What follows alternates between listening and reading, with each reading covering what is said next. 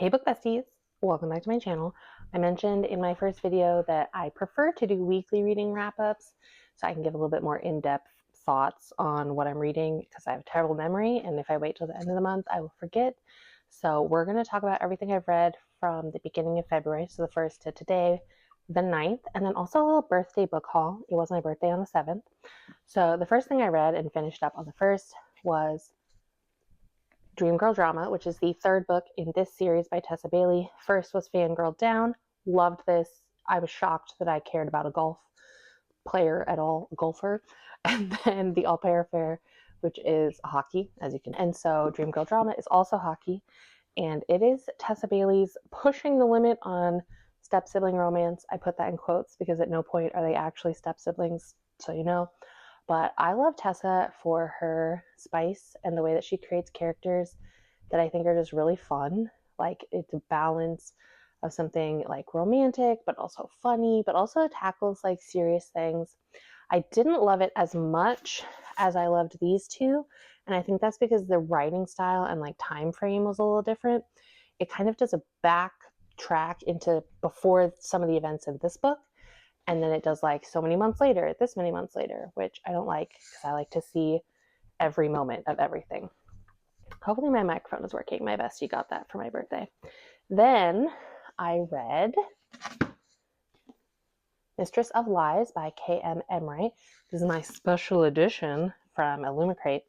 And this is a book by a trans Filipino author, and it has a trans character, although I found it interesting that that was not the main POV character. So there's two POV characters. You have Sean, or Shan, S-H-A-N, who is the, quote, Mistress of Lies, and she is the daughter of a lord.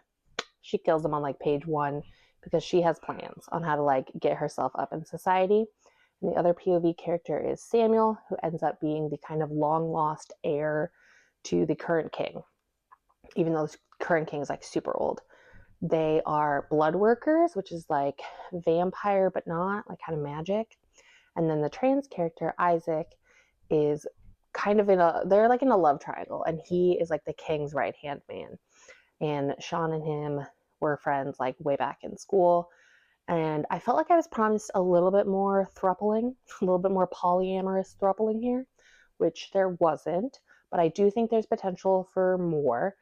And I think the ending was a little frustrating because, without spoiling it, something happens with Isaac, the trans character, that I felt like was kind of a shock. Like, I did not see it coming, and I kind of was like, whoa, I'm surprised the author took it in that direction.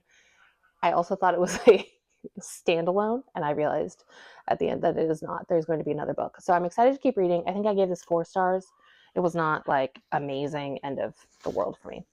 And then I listened to The Familiar by Leigh Bardugo, which this is my first Leigh Bardugo book. It's hard to say.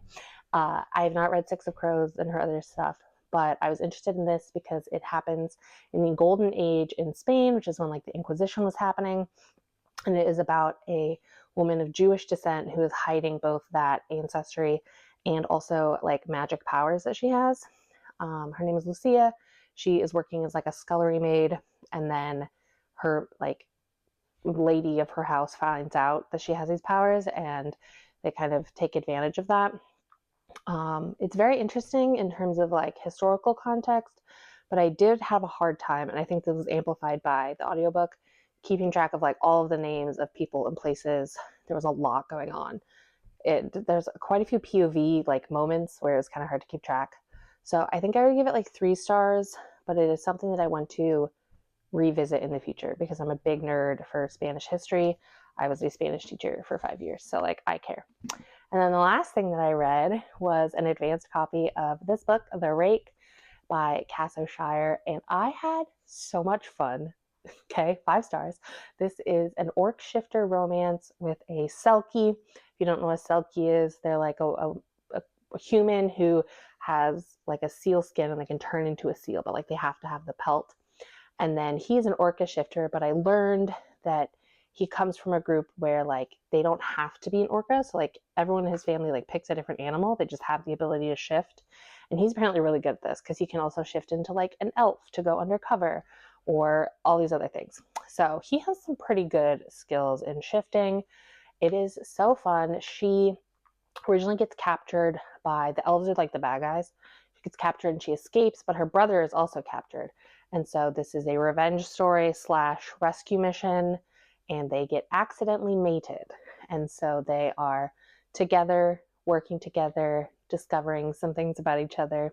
It is kind of spicy if you're not into that. And apparently it's part of a whole other like series that I'm going to have to look into with this author because it was fun. Like I had a good time and I definitely didn't want to put it down. Those are the 4 books I read since the beginning of this month. Like I mentioned, it was also my birthday. So I did get some books in the mail, and then I also bought some with a gift card I had left over from Christmas. The first was Two Twisted Crowns. I got this at Barnes & Noble. I had a gift card. And I have already read this. You can see One Dark Window right there. This is where it's going to go. I just loved this duology so much. I was like, it has to be on my shelf. If you have not read these books, probably some of my favorite ones I read last year. Then I found this, Gate of Kagoshima by Poppy Kuroki, which I'd never heard of, but I was pulled in by the edges. As you can see, they are cherry blossoms. And then I read the back and I was like, hell yeah. So it says, fun, romantic, and heartbreaking series Outlander vibes with a fresh new twist. And so it's about a girl, and a typhoon sends her 128 years back in time to the dawn of the Satsuma Rebellion, where she meets her ancestors and a charismatic samurai with whom she unexpectedly finds romance. I love Outlander. So I was like, hell yeah. And I really enjoyed, there's a book called The God and the Gumiho, which, although it is Korean mythology based, talks a little bit about cherry blossoms. And I really wanted the special edition of that book to have cherry blossoms, and it didn't. So this is my redemption. And then 2 sweet friends sent me books.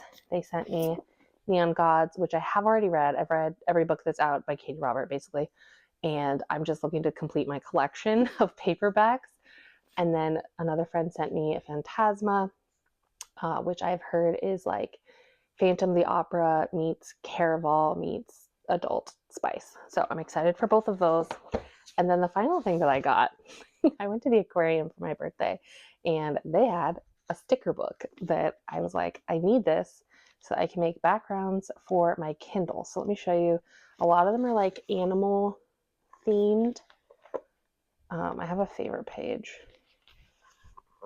like, or nature themed and kind of like antique vibes. And so I bought that, and I'm excited to make some backgrounds for my Kindle.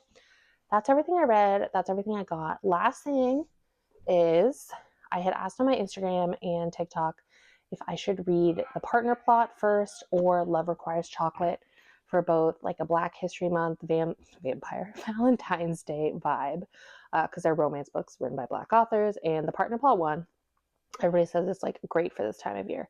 So I think I'm going to start a book club on Fable. If anybody wants to read this with me, I'm going to be starting fairly soon, like so that we can be reading it right around Valentine's Day time. It is the second book in an interconnected series about sisters. So don't worry about feeling like you don't know what's going on. I'm pretty sure we can just jump in. It's a second chance romance between 2 former high school sweethearts in a marriage of convenience. So I'm excited because those are I love A Marriage of Convenience. I really do. Anyway, I will see you next week for another wrap up, and keep an eye out. I'll probably try and post some shorts in between. Bye.